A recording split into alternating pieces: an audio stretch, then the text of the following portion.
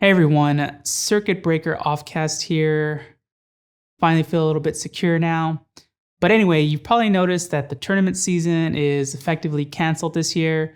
So most of your favorite fighting game content creators, players, commentators, they're all streaming more and more. You see Yipes, Tasty Steve, Punk, Sageham, Sonic Fox, they're all doing more and more streams.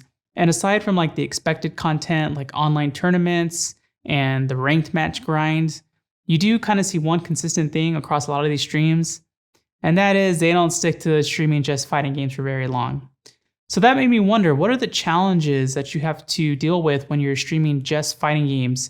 And are you really limiting or making your streaming career harder if you just stick to fighting games? Let's see in this video.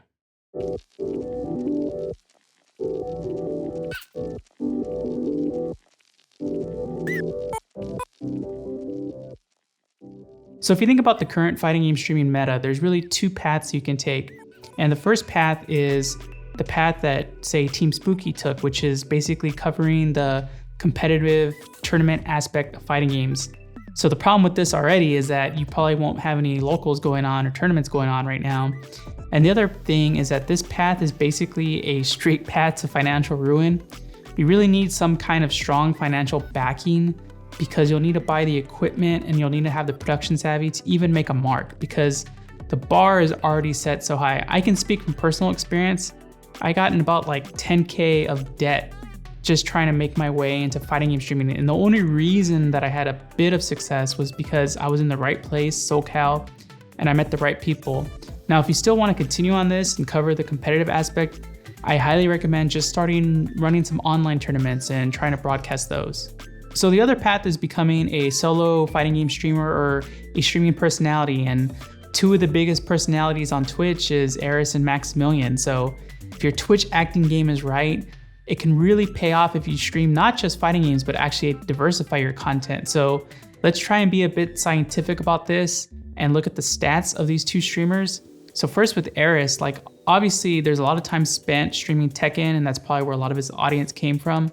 But when you start looking at not just streaming time, but also average viewership, you'll see for average viewership, most of the games with the highest average viewership, even beating the average viewership of Tekken, is games like Animal Crossing or Resident Evil games, or even Final Fantasy. That's all performed a lot better for him than just streaming Tekken.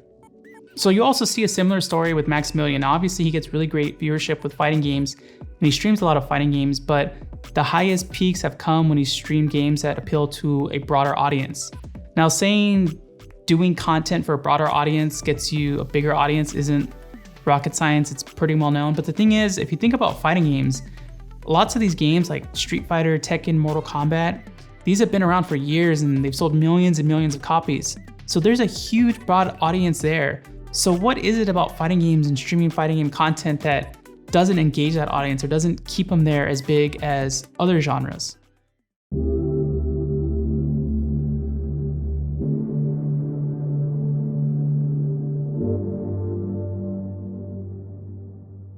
So again, what makes the content grind so hard for fighting games?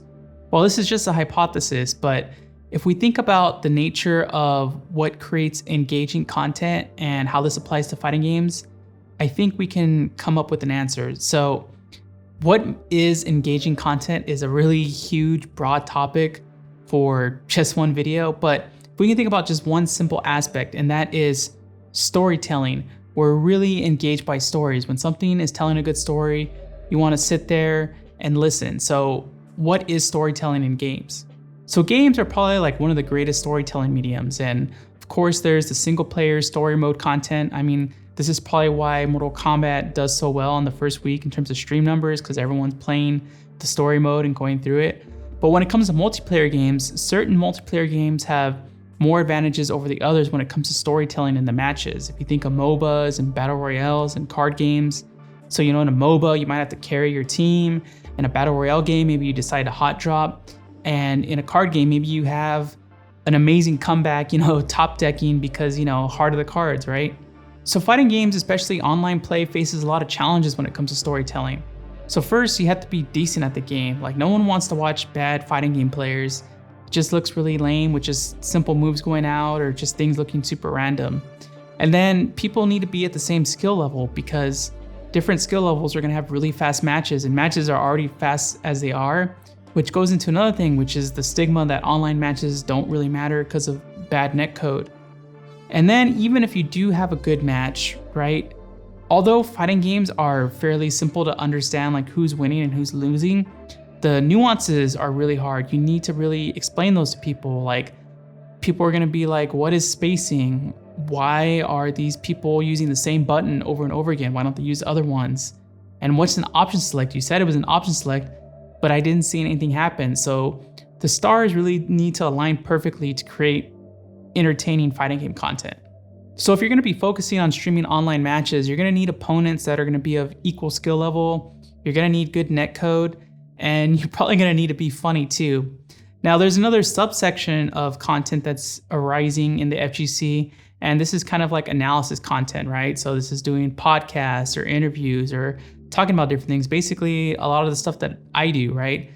The problem with this is that, especially without a tournament season and not being able to do like match analysis and stuff, you really kind of get to the bottom of the well really quickly with that content grind, and the stonks come crashing down. So what can you do about this?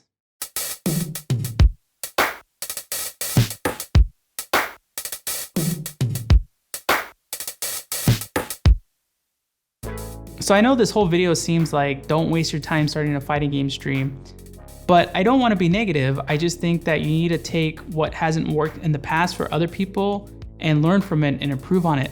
So let's take Sajam, for example, right? So despite losing a lot of commentary and match analysis opportunities since all the Pro Tours have been canceled, he's decided to diversify his content and still make the channel grow. So there's now podcasts that he hosts, there's the Magic Pixel series.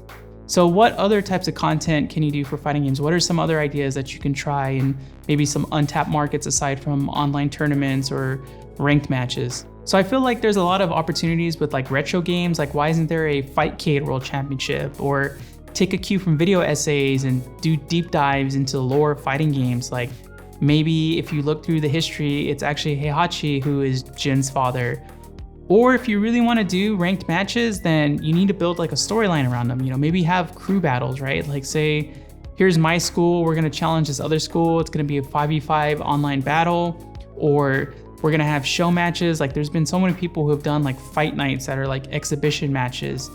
Do those online. Or if you maybe use some of your fighting game skills in other genres, right? Like, show your execution and spacing by playing, Doom Eternal on Nightmare mode, or recreate the arcades of your past in Animal Crossing. So now I want to ask you, have you tried to start your own fighting game stream, and what challenges have you encountered? And what do you think about fighting game streamers diversifying their content? Is it a good thing? Do you enjoy it? Or should they just stick to, training room only? And how many guests is too many on a podcast?